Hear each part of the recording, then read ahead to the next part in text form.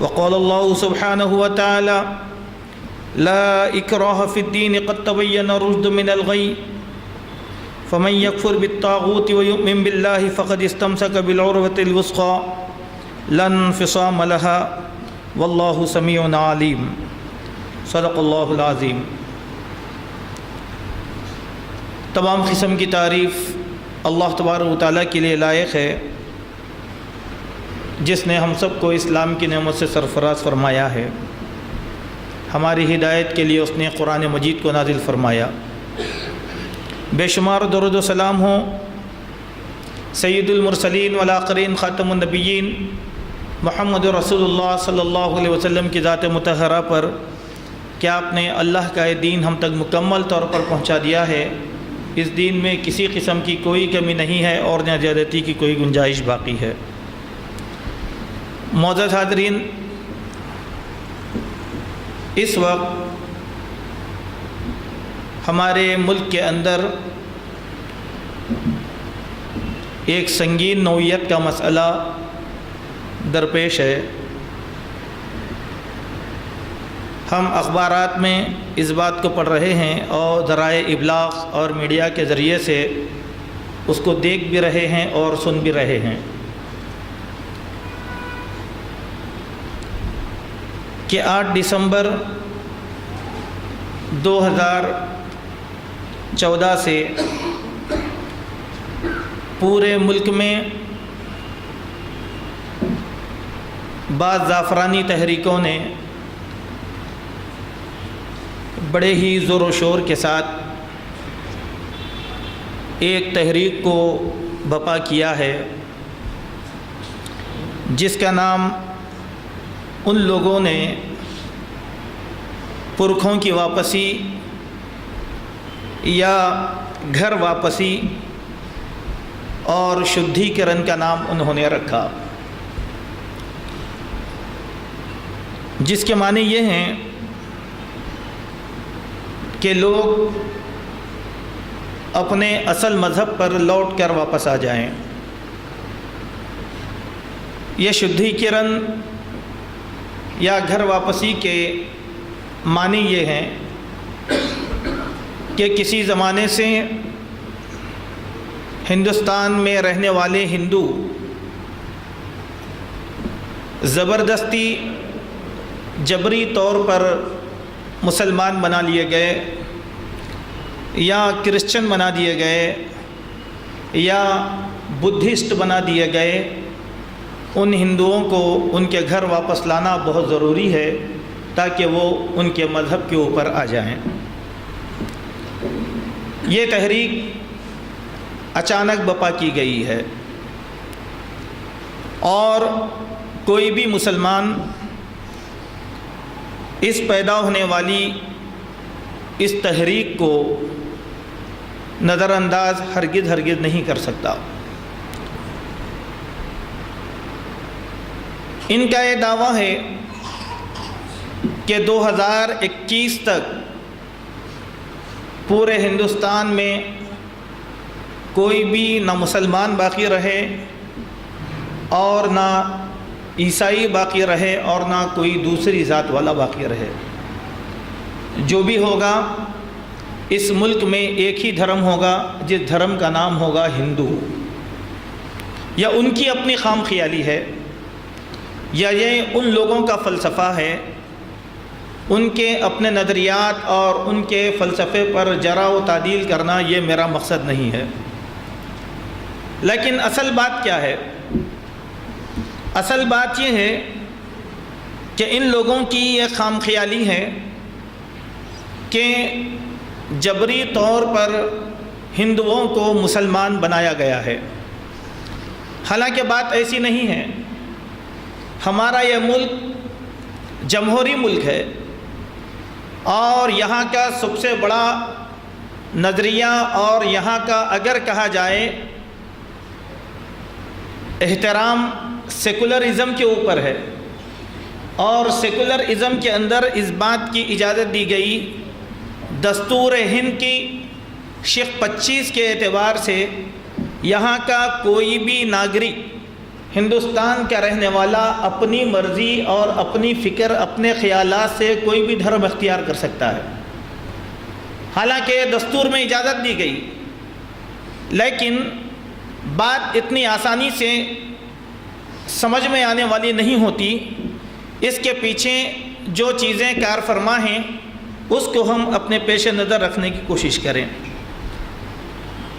سب سے پہلی بات تو یہ ہے کہ کیا ہندو دھرم جو ہندوستان کے اندر سب سے زیادہ قدیم ترین دھرم ہے، اس میں کوئی شک کی بات نہیں ہے۔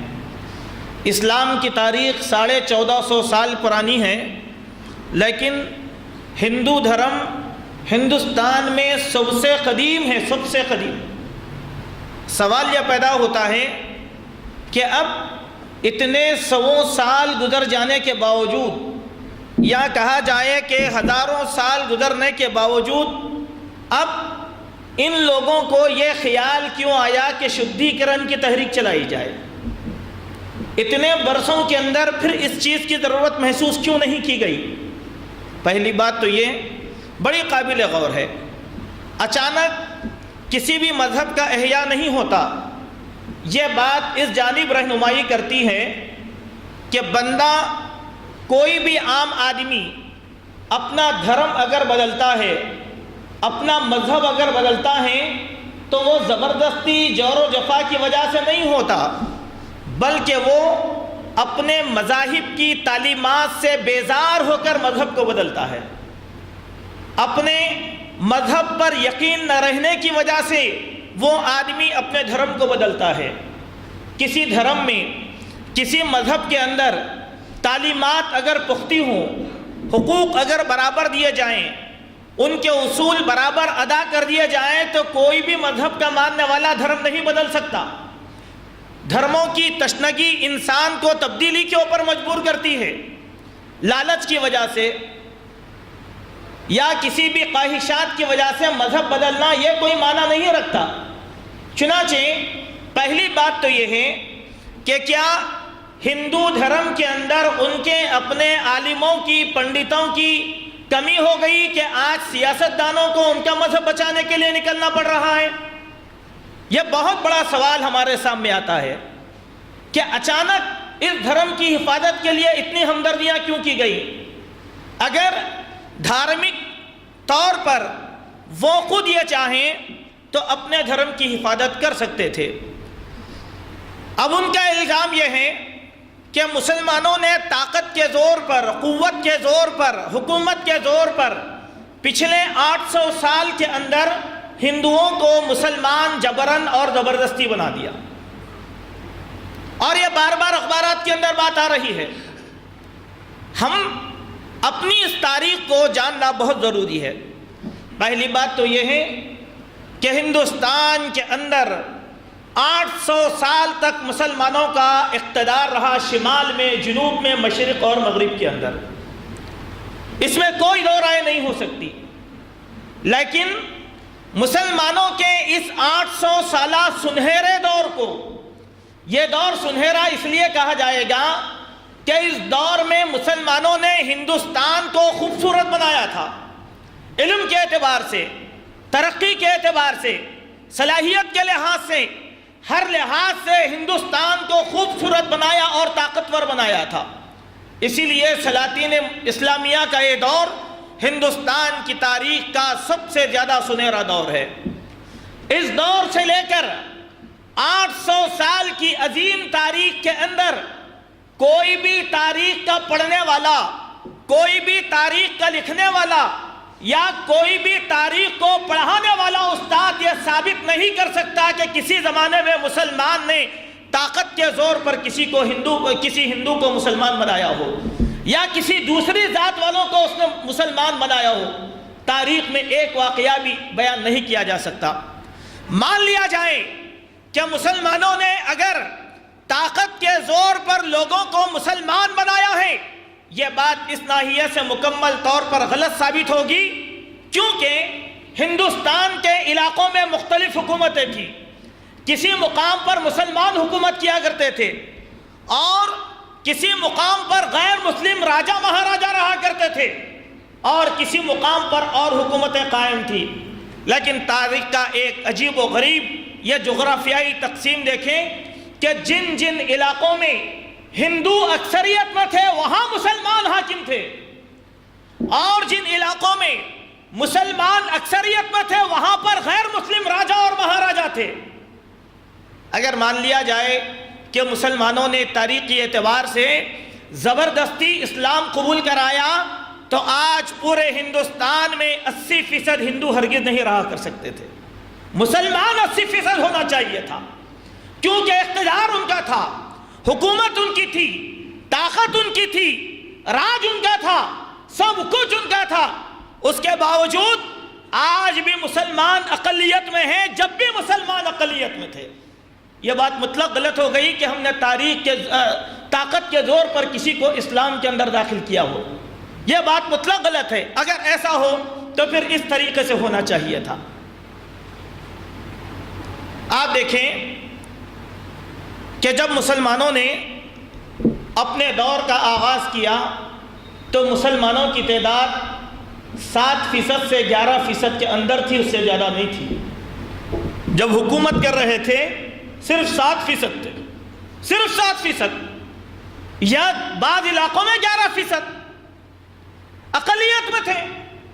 لیکن حکومت کرے یہ اس جانب رہنمائی کرتی ہے کہ اقلیت میں رہ کے کسی کا حاکم بننا یہ اس بات کی دلیل ہے کہ انہوں نے عدل کیا، مساوات کیا، بھید بھاؤ ہرگز نہیں کیا، اسی لیے ان کا اقتدار 800 سال تک چلا۔ اس کے ذریعے سے کیا ثابت کیا جاتا ہے کہ مسلمان ظالم ہیں؟ ہرگز نہیں۔ مسلمانوں نے ظلم کیا؟ ہرگز نہیں۔ آپ ہمارے حیدرآباد کی تاریخ کا مطالعہ کر کے دیکھیے، ریاست حیدرآباد 400 سال تک مسلمانوں نے اس کے اوپر حکومت کیا تھا، بلکہ یہ اقتدار کو پیدا کیا تھا مسلمانوں نے، یہاں کے علاقوں کو آباد کیا مسلمانوں نے، بہت بڑی ریاست اور بہت بڑی سلطنت تھی۔ لیکن اس 400 سالہ دور کے اندر کبھی بھی مسلمانوں نے غیر مسلموں کے اوپر طاقت کی زور آوری ہرگز نہیں کی۔ کہیں پر ہے تو بتلائیے آپ، ہندو مسلم کا فساد کبھی بھی پیش نہیں آیا، کیونکہ یہاں کے حاکموں نے اس نظریے کو اپنایا کہ یہ ہماری دونوں آنکھیں، دو قومیں ہیں، ایک مسلمان اور ایک ہندو، ہم کسی بھی آنکھ کو تکلیف نہیں دے سکتے تھے۔ یہ تاریخ کی سچائی ہے۔ تو میرے بھائیوں، آج کے اس پرآشوب دور میں جو سلسلہ ہمارے پاس چل رہا ہے، کیا وہ اس طریقے سے کامیاب ہو جائیں گے؟ ہرگز نہیں، ہرگز نہیں۔ کیوں کہ ہندوستان میں آج اگر 18 کروڑ مسلمان ہیں، 18 کروڑ مسلمانوں کی تعداد کے لیے 1000 سال کا عرصہ لگ گیا، کیا چند سالوں کے اندر یہ سارے کے سارے ہندو بنا دیے جائیں گے؟ نہیں۔ چلیے، سوال یہ ہے اگر بن بھی گئے تو کیا ہوگا؟ اسلام پر کوئی فرق پڑے گا؟ ہرگز نہیں، ہرگز نہیں۔ یہ تو اللہ تبارک و تعالیٰ کا اصول ہے کہ ہم سارے کے سارے مرتد ہو جائیں گے تو اسلام کو اور اللہ کی کبریائی میں کوئی فرق آنے والا نہیں ہے، چونکہ اللہ تبارک و تعالیٰ نے صاف طور پر کہہ دیا کہ یہ ساری کی ساری زمین اللہ کی تابعدار بن جائے گی تو اللہ کو فائدہ نہیں ہے، اگر یہ ساری کی ساری زمین اللہ کی مخالفت کر لے گی تو اللہ کے دین کو کچھ بھی نقصان ہونے والا نہیں ہے۔ جس سے چاہے گا اللہ تبارک و تعالیٰ اپنے دین کی حفاظت کروا لے گا۔ آخر لوگ اپنا مذہب تبدیل کیوں کرتے ہیں؟ یہ ایک سوال ہم آپ کے سامنے اس سوال کا تھوڑا سا جواب دینا چاہیں گے۔ پہلی بات تو یہ ہے کہ لوگ مذہب اس لیے تبدیل کرتے ہیں کہ ان کا مذہب کمزور ہوتا ہے، ان کا مذہب کمزور ہوتا ہے۔ کیسے؟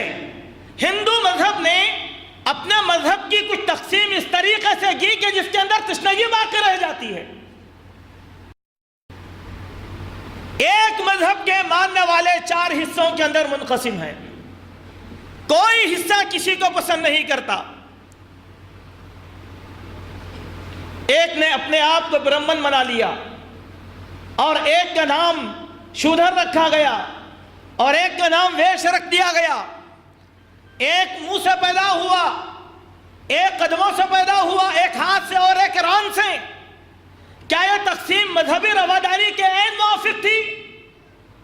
ہرگز نہیں. اس کے برخلاف اسلام نے جو تعلیم دی وہ نرالی تعلیم تھی.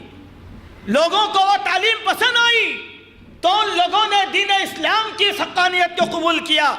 اللہ کے پیارے حبیب محمد رسول اللہ صلی اللہ علیہ وسلم نے فرمایا تھا، نہیں ہے کسی بھی عرب کو عجمی کے اوپر فوقیت، اور نہ کسی عجمی کو عربی کے اوپر فوقیت ہے. چاہے عربی ہو، چاہے عجمی ہو، چاہے گورے ہو، چاہے کالے ہو، سب اللہ کے بندے ہیں اور اللہ تبارک و تعالیٰ سب کا معبود ہے. یہ نظریہ دیا تھا اسلام نے. نہ کالے کو گورے پر فوقیت، نہ گورے کو کالے پر فوقیت، نہ عرب کو عجم کے اوپر فوقیت، نہ عجم کو عرب کے اوپر فوقیت. یہی وہ تعلیم ہے دنیا کے سارے مذاہب کو اسلام کی طرف راغب کرنے کے اوپر مجبور کر دی. یہ ہے اسلام کی تعلیم. ہمارے پاس تقسیم نہیں ہے. کل کا غلام کعبۃ اللہ کا مؤذن بنا ہوا ہے. غلام بڑے کی بات نہیں تھی. وہ حبشہ کا رہنے والا کالا کلوٹا حبشی غلام بھدے ہونٹوں والا جو زمین کے اوپر جس کا جینا مشکل کر دیا تھا اہل عرب نے، وہ غلام جس کا نام نامی بلال رضی اللہ عنہ ہے، وہ بلال غلام زادے تھے. اہل عرب کے رئیسوں کی خدموں پر ٹھوکروں میں پڑے ہوئے تھے. اسلام نے اس غلام کو اٹھایا اور کوہ نور ہیرا بنا کر پیش کر دیا. کل دیکھنے والوں نے جب دیکھا تو کہا، دیکھو یہ بھی کیا غلام ہے کہ آج کعبۃ اللہ پر کھڑے ہو کر اذان دے رہا ہے. اس کو کس نے اس درجے تک فوقیت عطا فرما دیا ہے؟ یہ ہے اسلام کا اعجاز. غلاموں کو اسلام نے اٹھایا اور کائنات کا شہنشاہ بنا کر رکھ دیا. ایک اور غلام کے بارے میں عمر بن خطاب رضی اللہ عنہ نے کہا تھا، حذیفہ بن یمان کے غلام اگر سالم زندہ ہوتے تو آج میں مسلمانوں کا امیر المومنین ان کو بنا دیتا تھا. دیکھو غلاموں کی قسمت میں بھی اسلام نے کتنے بلند و بالا مقامات لکھے ہوئے ہیں. یہ ہے اسلام کا اعجاز. اب سوال یہ ہے، اگر اسلام کو چھوڑ دیا جائے تو کیا کوئی بھی کسی ہریجن پجاری کے پیچھے کوئی برہمن عبادت کرنے کو تیار رہے گا؟ ہرگز نہیں. یہ اسلام کی حقانیت ہے کہ اسلام کا عزت والا اسلام لانے کے بعد سب سے کمزور ترین مسلمان کے پیچھے نماز پڑھنے کا وہ اہل ہے. یہ اعجاز ہے. اقبال نے کہا تھا، ایک ہی صف میں کھڑے ہو گئے محمود و ایاز، نہ کوئی بندہ رہا نہ کوئی بندہ نواز. اور ایک بات بڑی کمال کی جو ہم لوگوں کو سمجھنے کی ہے وہ یہ ہے، لوگ مذہب کی تعلیمات سے جب مایوس ہو جاتے ہیں تو دوسرے مذاہب کو وہ تلاش کر لیتے ہیں. جب ان کے پاس کوئی آسمانی کتاب نہیں ہوتی اور ان کو اپنی کتابیں پڑھنا نہیں آتا. آپ دیکھیں کہ اسلام کی آسمانی کتاب قرآن مجید ہے. ہر پل ہر مسلمان قرآن مجید کی تلاوت کرتا ہے. کوئی نماز تلاوت قرآن اور سماعت قرآن سے خالی نہیں ہے. اگر کوئی مسلمان تلاوت نہیں کرتا، نماز پڑھتا ہے تو امام کے پیچھے کوئی نہ کوئی سورہ سن لیتا ہے. ایک ریویژن ہے، دورہ صبح سے شام تک تلاوت قرآن مجید کا ہوتا ہے. ہر مسلمان یہ کام کرتا ہے. مسلمان کے مذہبی تعلیمات زندہ ہیں. اس کے بجائے اگر آپ دیکھیں گے تو ہندوؤں کے پاس ان کی جتنی بھی مقدس کتابیں ہیں وہ ساری کی ساری سنسکرت زبان کے اندر ہیں. سنسکرت زبان کے اندر ہیں. اور آج ہندوستان کی اکثریت سنسکرت زبان سے واقف نہیں ہے. اسی لیے سینٹرل گورنمنٹ یہ چاہتی ہے کہ سنسکرت زبان کا احیاء کیا جائے، بلا شبہ احیاء کیا جائے. ہمارے ملک کی سب سے بڑی اصل زبان ہے، بنیادی زبان ہے، اس زبان کے مقابلے میں انگریزی کو ترجیح دی جا رہی ہے۔ بجائے انگریزی کے پورے بھارت کے اندر اگر سنسکرت کو زندہ کر دیا جائے تو 18 وہ مقدس کتابیں جو ہندوؤں کی ہیں، کم سے کم اس کے ماننے والے اپنی کتابوں کا احیاء کر سکتے ہیں اور اس کو پڑھ سکتے ہیں اور اپنی تعلیمات کو سدھار سکتے ہیں۔ یہ سبب ہے، یہ ایک سبب ہے کہ ان کی کتابوں کو پڑھنے پڑھانے کا رواج نہیں ہے۔ یہ ان کے اپنے مذہب کی کمزوری ہے، ان کے اپنے مذہب کی کمزوری ہے۔ اگر وہ اپنی کمزوری کو دوسروں کے اوپر تھوپ دیتے ہیں تو پھر یہ تو ظاہر سی بات ہے کہ اردو کا ایک محاورہ ہے جس میں کہا گیا کہ مارے گھٹنا پھٹے آنکھ، کہ وہ اپنی آفت ہمارے اوپر جو ہے زبردستی تھوپ رہے ہیں۔ ہم زبردستی کسی کے اوپر نہیں کرتے۔ کیوں نہیں کرتے؟ زبردستی کیوں نہیں کرتے؟ ہمارے اسلام کا اعجاز یہ ہے کہ اسلام ہر کام کے لیے اصول بیان فرمایا، ہر کام کے لیے اسلام میں اصول ہے۔ گویا اسلام دین ہے اصول کا، کوئی بھی بنا اصول کے اسلام میں کوئی بھی بات نہیں ہے۔ اصول ہے یہاں پر۔ اصول کیا ہے؟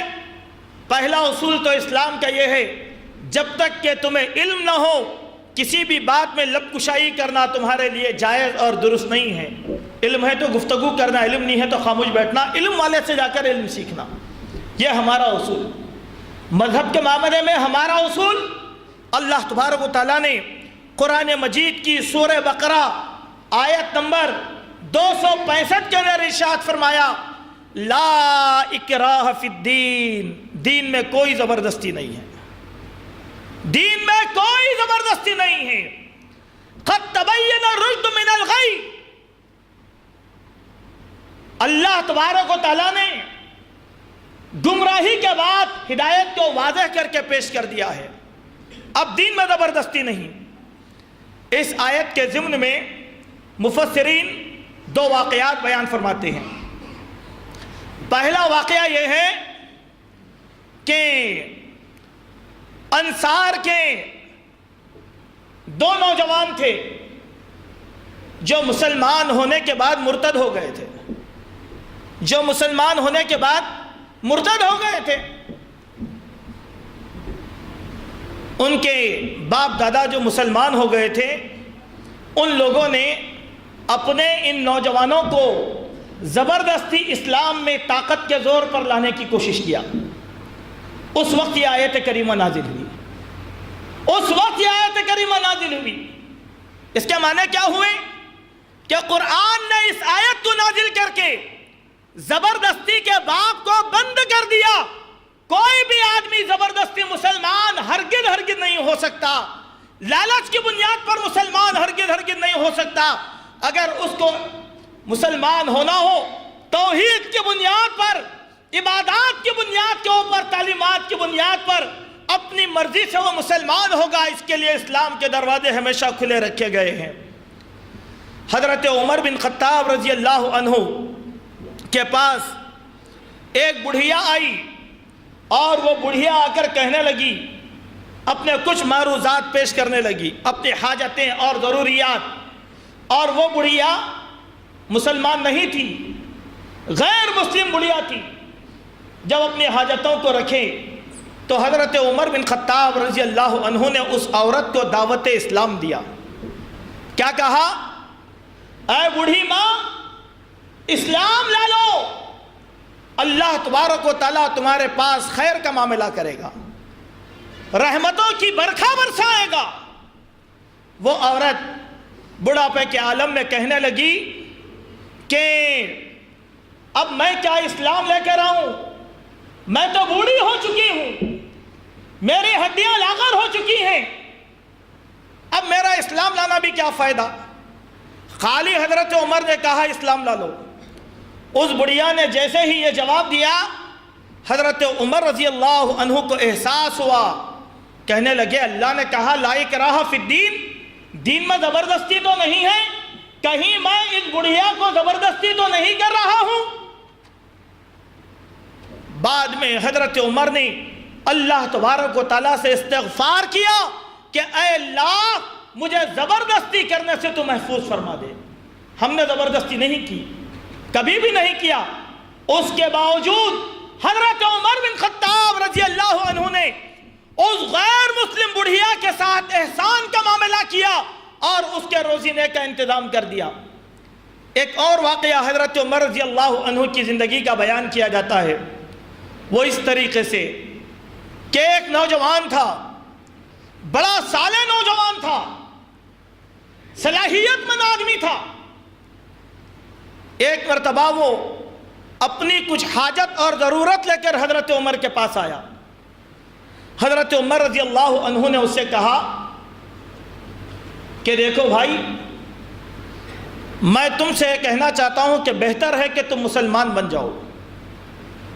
اگر تم مسلمان بن جاؤ گے تو میں تمہاری صلاحیت کو لوگوں کے لیے استعمال کروں گا اور میرے اپنے حکومت کے معاملے میں تم کو مشیر بنا لوں گا تاکہ تم سے فائدہ ہو۔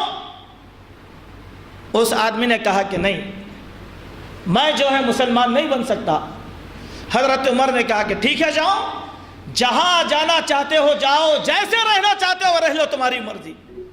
ہم نے کبھی بھی طاقت کا زور نہیں اپنایا۔ اگر ایسا ہوتا تو بات کچھ اور ہوتی، بات کچھ اور، یہ سروں کا سمندر لگ جاتا۔ آخری بات ذرا دیکھیے، آج کمزور لوگ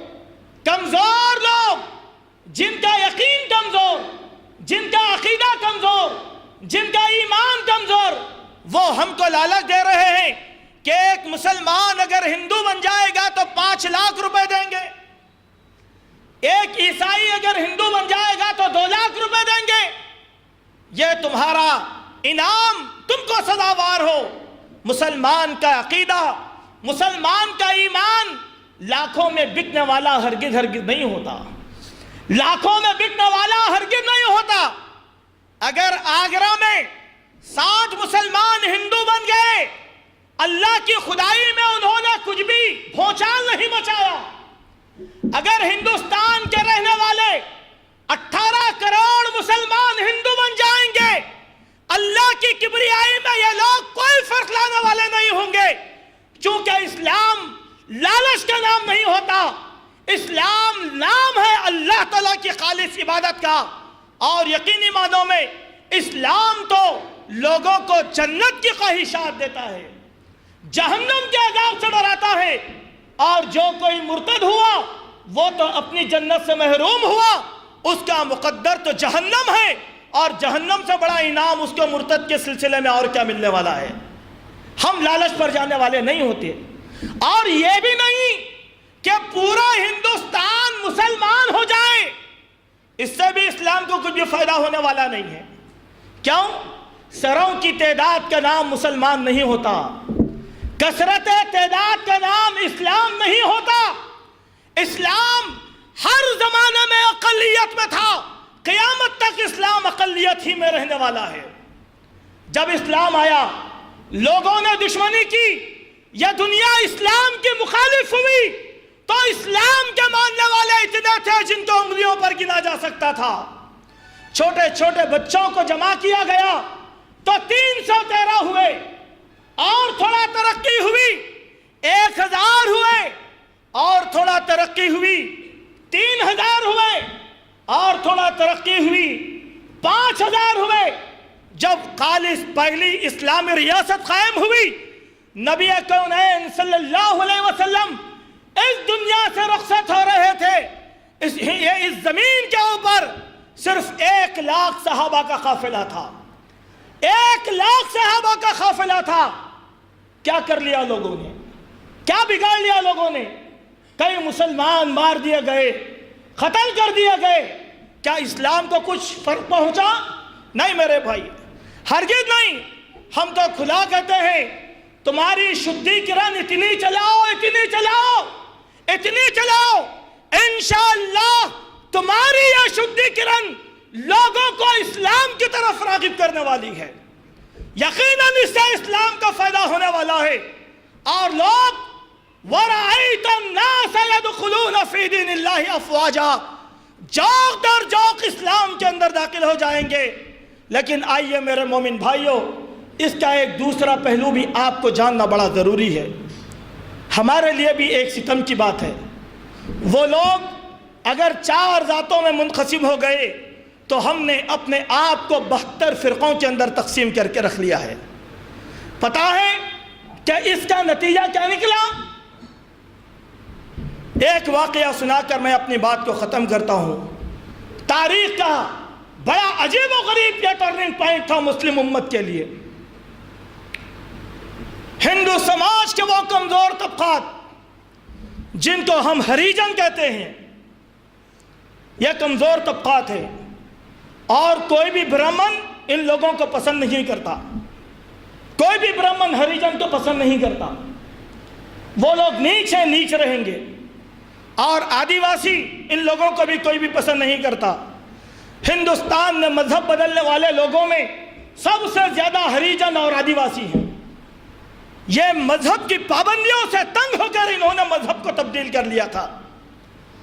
1964 کا ایک واقعہ میں آپ کو بیان کرتا ہوں. 1964 میں بابا صاحب امبیڈکر جو ہریجنوں کے سب سے بڑے مسیحا تھے، انہوں نے اپنی قوم کی گرتی ہوئی ساکھ کو محسوس کیا. قرآن مجید کی انہوں نے تلاوت کیا. اگر آپ میں کا کوئی آدمی کسی کی تاریخ پڑھنے کا عادی ہو، بابا صاحب امبیڈکر کی تاریخ ضرور پڑھ کر دیکھے.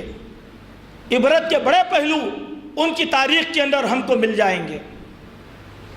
بابا صاحب قرآن مجید کی تلاوت کرنا شروع کیے، اور اگر میں یہ کہوں زیادتی نہ ہو، آج کا عام مسلمان قرآن کو سمجھنے سے قاصر ہے، لیکن بابا صاحب اور مہاتما گاندھی عام مسلمان سے زیادہ قرآن مجید کو اچھی طریقے سے پڑھا کرتے تھے اور سمجھا کرتے تھے.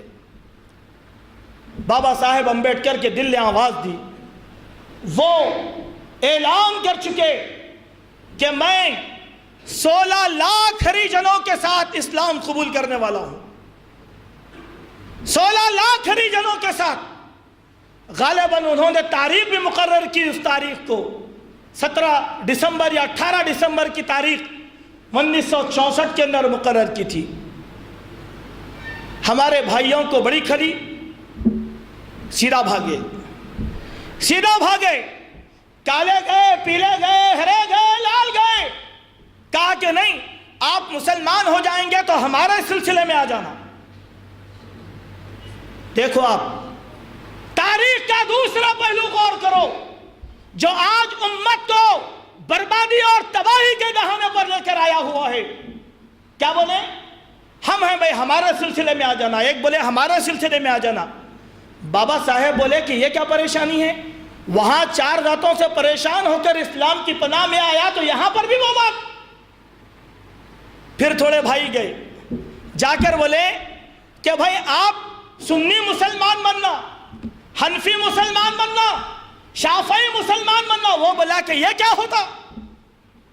دیکھو آپ ایک طرف سے نکلے، دوسری طرف پھنسے. بابا صاحب امبیڈکر اسلام لانے کا ارادہ ترک کر لیے.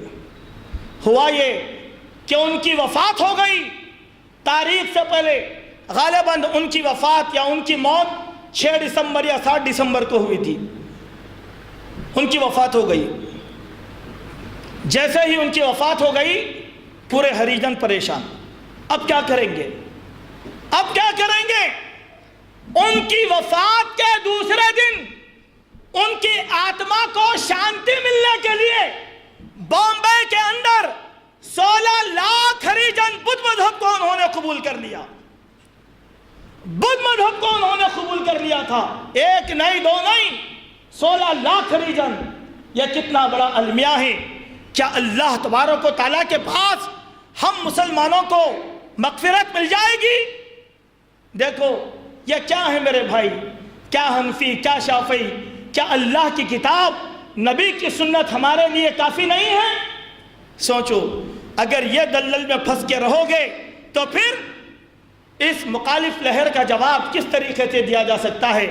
آئیے میرے مومن بھائیوں، ایسی ہواؤں سے گھبرانے کی ضرورت نہیں ہے، اللہ ہمارے ساتھ ہے۔ ہماری اکثریت اگر مرتد ہو جائے گے تو ہمارے دین کو فرق آنے والا نہیں ہے۔ یہ دین اللہ کا ہے اور یہ دین انسانوں کا محتاج نہیں ہوتا۔ یہ دین اللہ کا ہے اور اللہ کا دین انسانوں کا محتاج نہیں ہوتا۔ ایک قوم اس دین کی حفاظت نہیں کرے گی، اللہ تعالیٰ نئی قوم کو لا کر پیدا کر دے گا۔ کیا آپ بھول گئے منگولوں کا زمانہ؟ منگولوں کا زمانہ، منگولوں نے مسلمانوں کے خلاف ظلم و ستم کے ایسے پہاڑ توڑے، قیامت تک آنے والی تاریخ میں منگولوں جیسی تباہی زمین کے اوپر مسلمانوں کے خلاف کوئی نہیں مچا سکتا۔ پڑھ کر دیکھو منگولوں کی تاریخ کو۔ لیکن اللہ تبارک و تعالیٰ نے اس قوم کو ہدایت سے نوازا، یہی منگولوں نے دین اسلام کی اشاعت کا کام کیا تھا، یہی منگولوں نے اسلام کے بیڑے کو اٹھایا تھا، اور ان کے ہاتھوں پر کائنات کے کئی علاقے فتح یاب ہوئے اور وہ سارے کے سارے لوگ مسلمان ہوئے تھے۔ یہ ہے اللہ لائے گا وقت۔ اللہ سے دعا کرو، ہمارا کچھ بھی کمال نہیں ہے، ہم اللہ سے دعا کریں اللہ ہمارے دست و بازو میں وہ طاقت عطا فرما کہ ہم اس کے دین کی خدمت کرنے والے بن جائیں۔ اللہ ہماری قربانیوں کو قبول فرما لے۔ غفلت کی بیداری سے اللہ تبارک و تعالی ہم سب کی حفاظت فرمائے۔ اللہ جب تک زندہ رکھے اسلام پر رکھے، جب ہمارا خاتمہ ہو ایمان پر ہو، اللہ توحید کی تعلیمات سے ہم سب کا مالا مال فرمائے، شرک سے بچائے، بدعات سے بچائے، خرافات سے بچائے، اللہ سنتوں کو زندہ کرنے والا بنائے۔ اللہ تبارک و تعالی ہم میں کے جو بیمار ہیں انہیں صحت عاجلہ اور شفاء کاملہ عطا فرمائے۔ اللہ تعالی ہماری عورتوں کو اسلام کا شعور عطا فرمائے، بے شعوری کی زندگی سے ہمارے نوجوانوں کی حفاظت فرمائے۔ ہم میں کے جو بیمار ہیں اللہ غیب سے ہم سب کو صحت عاجلہ اور شفاء کاملہ عطا فرمائے۔ اللہ تبارک و تعالی حاسدوں کے حسد سے بچائے، ظالموں کے ظلم سے بچائے، یہود نصارہ اور ہنود کے فتنوں سے اللہ ہم سب کی نگہبانی فرمائے۔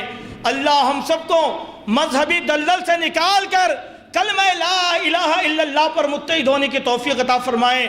مسلکوں کی عصبیت کو نکال کر اسلام کی وحدانیت پر ہم سب کو اللہ تعالیٰ جمع فرمائے۔ اللہ تعالیٰ ہم سب کی دعاؤں کو قبول فرمائے۔ اقول قولی ھذا استغفر اللہ لی ولکم ولسائر المسلمین وآخر دعوانا ان الحمد للہ رب العالمین۔